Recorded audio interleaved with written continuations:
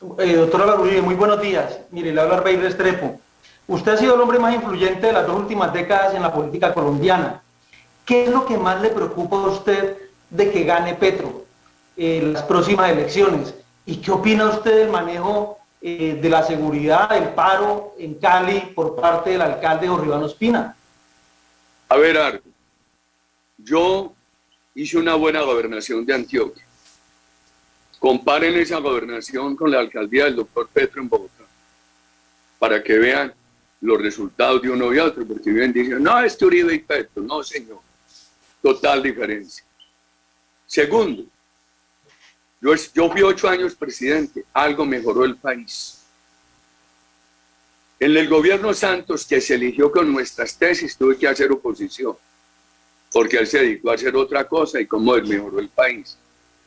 Aplaudimos unas cosas del presidente Duque, como usted me ha escuchado esta mañana, con inmenso respeto por él y por su gobierno. Somos críticos y pedimos modificaciones en otras. Entonces desmontemos ese cuento de que Uribe ha manejado el país 20 años. ¿Cuál, señor? Estuve 8 años de presidente y fui muy respetuoso de alcaldes y gobernadores. Recuerde mi respeto por los alcaldes de Cali, por los gobernadores, por ejemplo, por el doctor Angelino, etcétera, etcétera. ¿Qué pienso del alcalde de Cali? No, a mí me ha dolido mucho la violencia en Cali, como me duele en cualquier parte del país, como me duele lo que ha pasado en Cuba.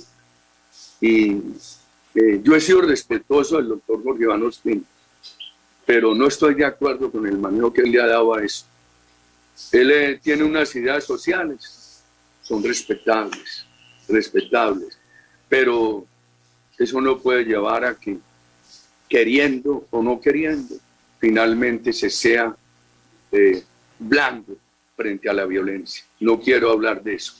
De los gobiernos socialistas, pues uno sabe que hoy ya no aspiran al poder por la vía violenta. Se los dijo Castro con mucha claridad. Eso es un tema. Pero llegan al poder y aplican todas las normas socialistas. Esta violencia que ha habido en Colombia tiene una diferencia con mis años de estudiante. Cuando yo era estudiante en la universidad pública, en la Universidad del Valle, en la Antioquia, en la del Cauca, en la Nacional, la idea prevalente es que Colombia tenía que ser un país del ala comunista, o pro-cubano, o pro-chino, o pro-soviético, o pro-Ho Chi Minh. Mis compañeros que estaban en esos sectores, yo era disidente. Mis compañeros que estaban en esos sectores se enfrentaban. Unos querían la vía armada y otros la vía electoral. El formato que he visto ahora en Chile, que están buscando en Colombia, es que por la vía violenta se ayude a producir un resultado electoral en el 22. Cuidado con eso.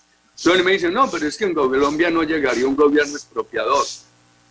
Chávez expropió todo, acabó con ese país, acabó con las libertades y con la empresa privada y subió la pobreza, óigase bien, del 40 al 90%.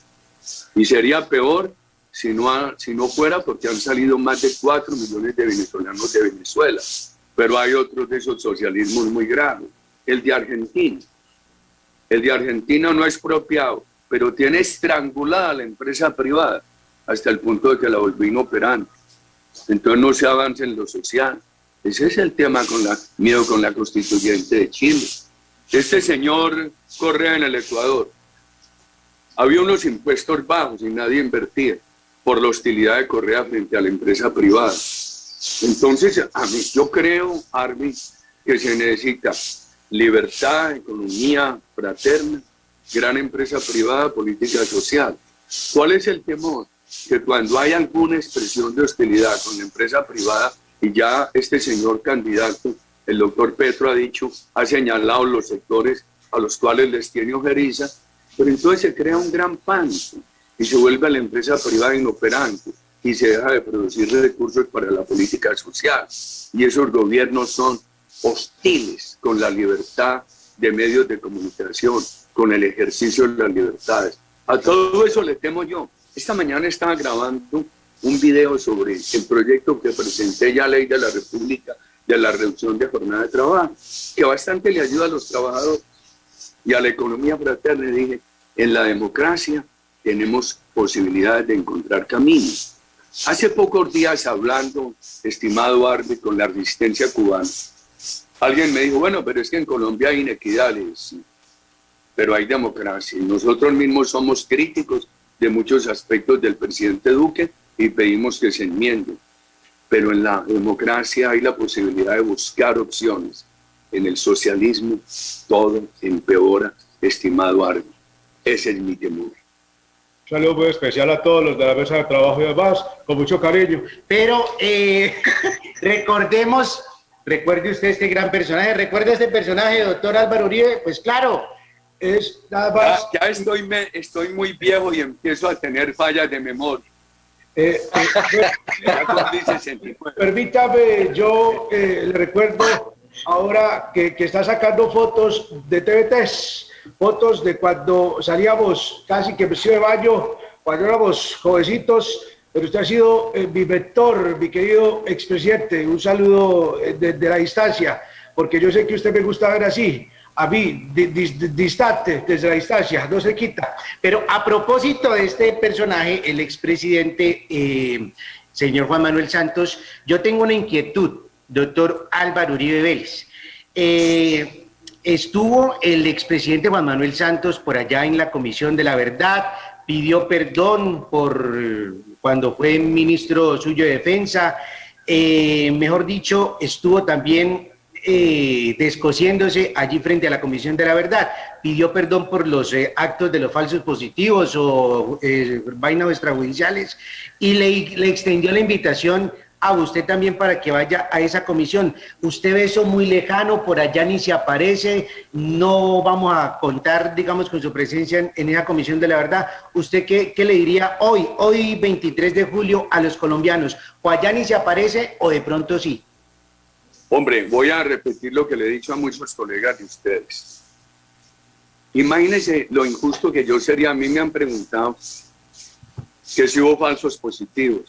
Tristemente hubo, pero hay muchas falsas acusaciones que han hecho ONGs del ala FARC.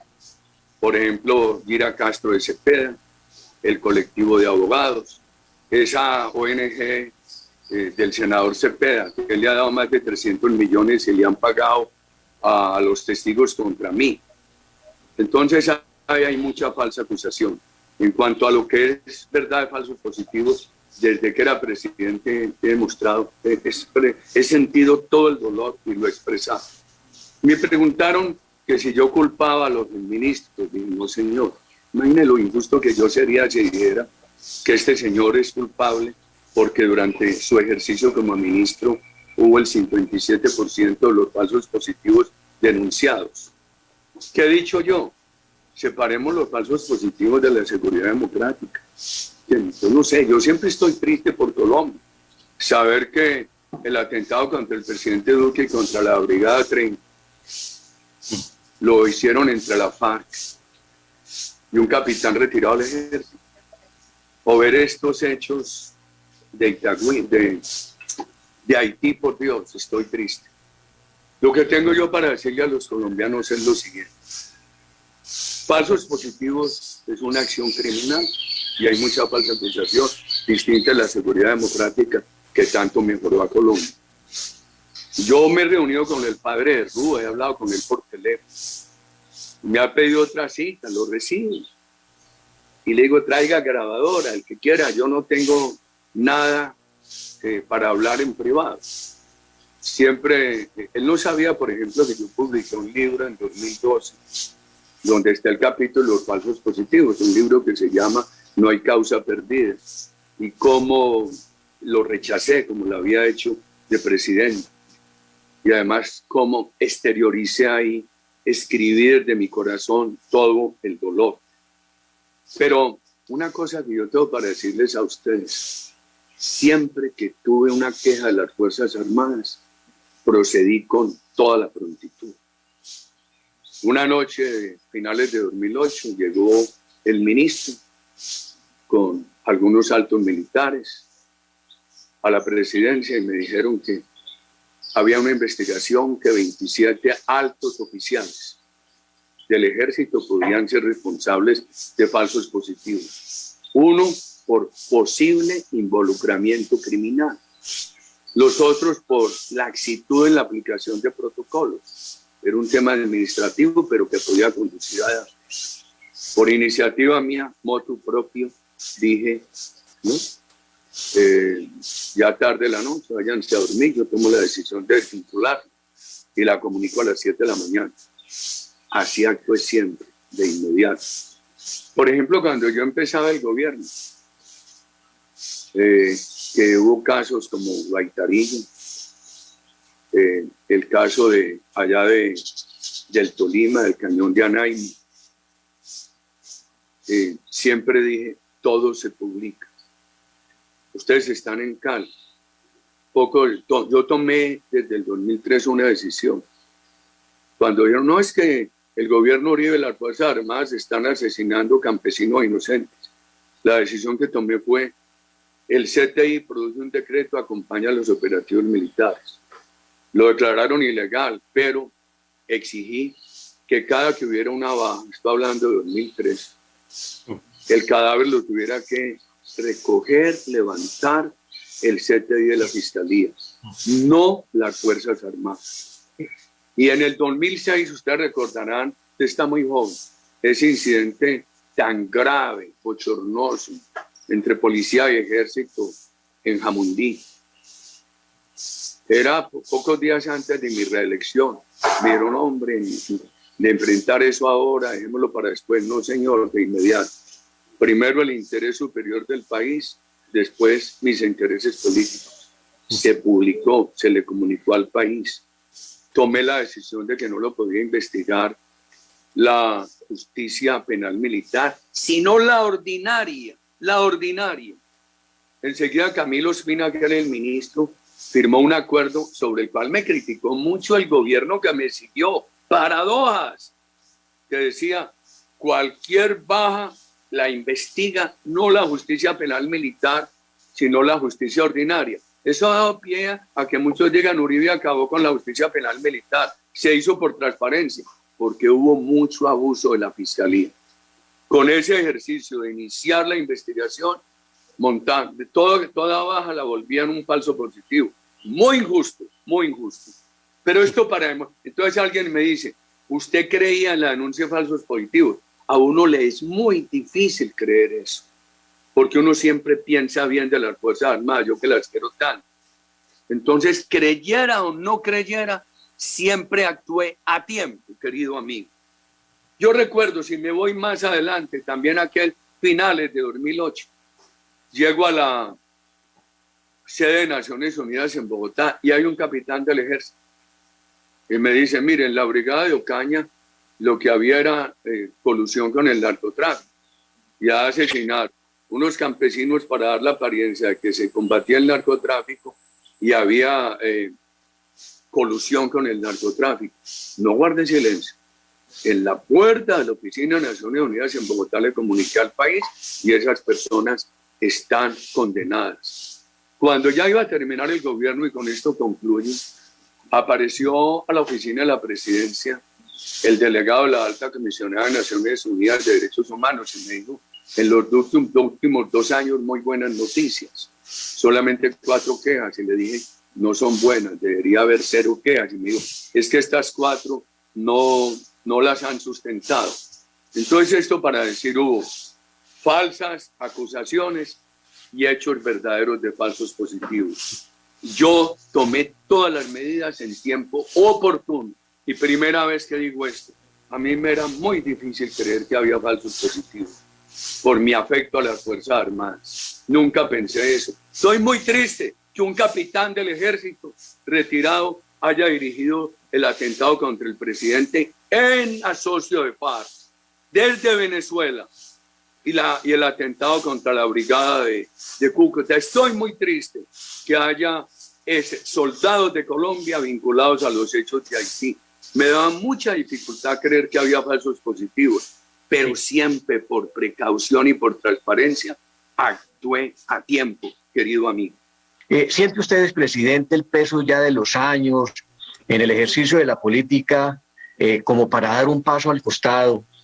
¿O qué lo tiene atado a esta ingrata suerte de hacer política en Colombia mi querido expresidente, en la que se expone la familia, la tranquilidad personal y tantas otras cosas agradables que se cambian quizás a veces por seguir en este tema de la vida política en el país.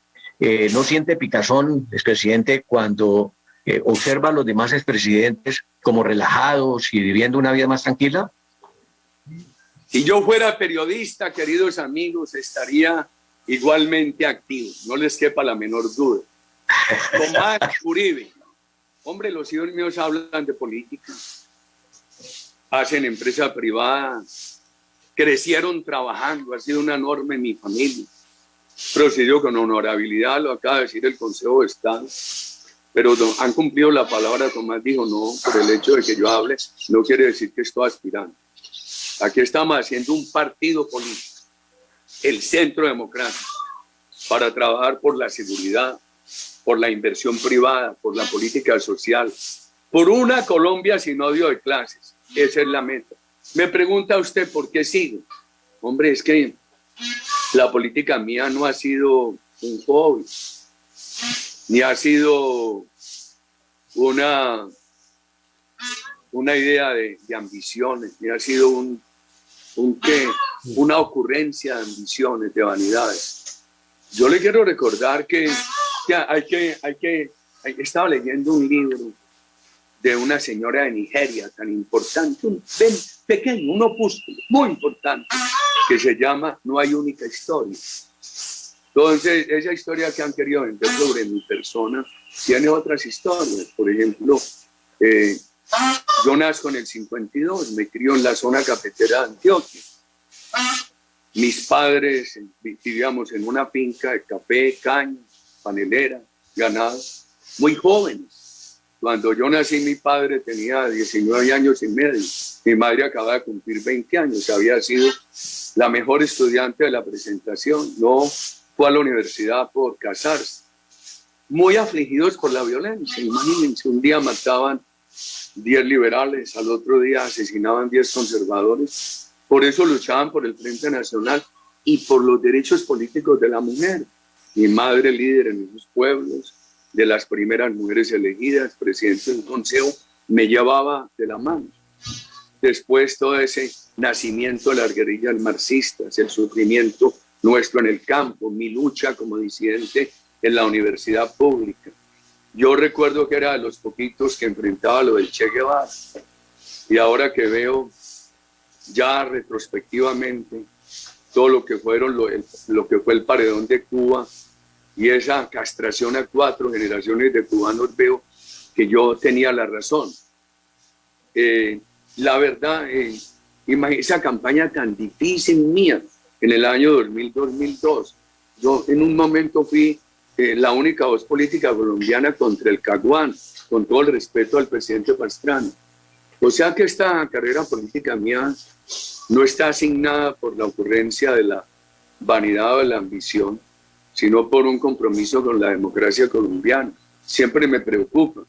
Mire, yo he pensado en toda esa ciudadanía que votó por el Centro Democrático, como con mi persona. Entonces, por eso, aún esta terrible e injusta situación judicial, tan injusta, no me ha llevado a incumplir mis deberes. Por eso he seguido luchando por los proyectos que dejé en el Congreso y ahora a través de la bancada he realizado otros 4. Yo estoy contento de que se haya aprobado esa ley que presenté con tanto corazón para disminuir la jornada de trabajo sin disminuir los ingresos de los trabajadores. Y ahora está a la expectativa de que se aprueben una serie de proyectos. La reforma tributaria, que paguen los más pudientes, la reforma social y una serie de proyectos nuestros. Por ejemplo, para crear condiciones de emprendimiento para jóvenes en todas las universidades colombianas, para que haya más aprendices y darle oportunidad a los jóvenes. Apoyar la permanencia de la universidad gratuita, pero su ampliación a través de la virtualidad. Todo eso. O sea que hay temas para seguir, queridos amigos. Y sí, la cédula pesa, pero mientras Dios le dé a uno vida y salud, si yo tuviera la cédula tan cargada como hoy, pero estuviera en el periodismo ahí, con salud, ahí seguiría, a pesar de dolores, porque me duele mucho esta injusta situación judicial conmigo. Pero ¿cómo es que se llama nuestro compañero del sombrerito? Mina. Etelvina. Compañera, Etelvina. La vieja chismosa, doña Etelvina. compañera, Etelvina Chimecuega, yo mucho gusto. Si Hago quieren turno hacer también en otra estación de pregunta, servicio. por mí no hay problema. Gasta un peso, gastémonos los 20. Etelvina, con permiso de sus productores, ¿qué era lo que le faltaba a usted preguntar? Eso, doctor, es que me dicen, Etelvina, no respondió la pregunta si iba o no iba. Y concretamente, yo escuché que usted dijo, ese señor, o sea, Santos, refiriéndose a ese señor, a Santos, pero Santos dijo allá en esa comisión, abro comillas, Uribe no se opuso al cambio de esa nefasta doctrina. Hablamos de los cambios positivos. No, que mire, él no estimuló. mire, Etelvina. O sea, es que esa es la pregunta que de pronto... Le voy a decir esto. El exministro Juan Carlos Pinzón era la persona más cercana al ministro. Y Sí. lo ha sido. Y después él lo nombró secretario de la presidencia, ministro y embajador. Él dice, nunca hubo esa doctrina ni cambio de doctrina. A mí me sorprende que salgan a decir que se aplicaba la doctrina de Vietnam y que yo después acepté cambiarla. No es cierto. No me lo pregunte a mí, pregúntele a cualquiera de quienes fueron ministros, altos comandantes de las Fuerzas Armadas. Lo que nosotros privilegiamos siempre fue la desmovilización. 53.000 desmovilizados, sin cambiar la Constitución, sin atropellos como el que se hizo con el plebiscito al pueblo colombiano, con los responsables de delitos atroces paramilitares o guerrilla yendo a la cárcel, sin llevarlos al Congreso, que un periodo reducido, por supuesto, muy distinto a lo de ahora, y 53.000 desmovilizados. ¿Cuántos presos? 29.000, bajas 13.000. Entonces, ¿cómo le parece que no, que la doctrina era contar cuerpos como Vietnam? De Vietnam ni se habló. Yo no sé este señor de dónde sale con esos inventos. Le voy a decir, al padre de Ru, a los medios de comunicación les cuento todo. Lo he hecho, lo seguiré haciendo. Lo escribí, se publicó en 2012. ¿Por qué no voy a la comisión? Hombre, es que el plebiscito lo ganó el no. Y el presidente de la época, el doctor de la Calle, dijeron que si perdían el plebiscito no habría acuerdo.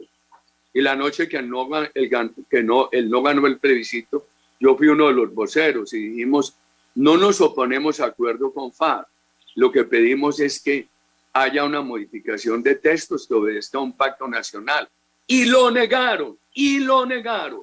Entonces, ¿y sabe cómo enmendaron eso? Lo digo al oído de abogados y de politólogos. Un plebiscito lo enmendaron con una proposición del Congreso. Eso es totalmente ilegítimo. Lo que salió de ahí es espurio. Por eso yo cuento todo lo que tenga que decir de falsos positivos y de lo que sea. Pero yo creo que sí me deben respetar un punto de vista. ¿Cómo me van a hacer ir a una entidad que nació ilegítimamente cuando fui uno de los voceros del no? Y yo todo se lo he dicho al padre de Ru y lo he dicho públicamente y me volveré a reunir con él cuantas veces sea necesario, que grabe lo que sea, que lleve a otra persona. No tengo nada que esconder, querido amigo, y creo que uno de mis problemas ha sido hablar de frente y con claridad ante los colombianos. No le Bueno, pregunten óigale. si apoya mi revocatoria como alcalde de Cali, no le vayan a preguntar. No, eso no vamos a entrar. Al doctor Uribe lo escuchan en Colombia, obviamente, pero también lo escuchan en todo el continente. ¿Usted tiene alguna reserva con la elección de Pedro Castillo en el Perú? Yo lo escuché hablar de esos temores también de las democracias en Latinoamérica. ¿Qué piensa usted de la elección de Pedro Castillo, del gobierno, más vale ya del gobierno del doctor Pedro Castillo en el Perú? Hervey, ojalá los temores se disipen. Mire, hay una diferencia entre él y el presidente Chávez. Mientras Pedro Castillo propuso como candidato a un gobierno socialista, habló de nacionalizaciones, expropiaciones, retiro del Perú de organismos internacionales, de todo un programa socialista. Chávez como candidato lo negó. dijo que no era castrista, que defendía la libertad de prensa, que defendía la empresa privada. El Ejido hizo todo lo contrario. Esta semana ya como presidente electo reconocido le oí al presidente Pedro Castillo un discurso donde dice: voy a ser el presidente de todos los peruanos y voy a respetar la Constitución. Ojalá el respeto de la Constitución no sea un cambio ilegal de la Constitución para implantar una Constitución socialista. Ojalá no sea así. Entonces está por ver cómo va a ser el desempeño de don Pedro Castillo y qué va a pasar con la constituyente chilena. Porque si en Chile se pasa de una constitución que tenía un Estado subsidiario a un Estado más presente en educación y salud, está bien. Pero si se va a avanzar hacia un Estado totalitario, se le crea un enorme riesgo a la democracia chilena. Si se exige más compromiso social de la empresa privada, está bien. Si van a asfixiar la empresa privada del BEI, la volverían inoperante. Y como la empresa privada es la que finalmente genera recursos para la política social, una empresa privada inoperante conduce a que los problemas sociales de los países se agudicen y se creen más riesgos a la democracia. Vamos a ver si don Pedro Castillo cumple con los valores democráticos, como lo ha dicho en las últimas 48 horas, o si cumple su propuesta de candidato de un régimen socialista en la hermana Perú.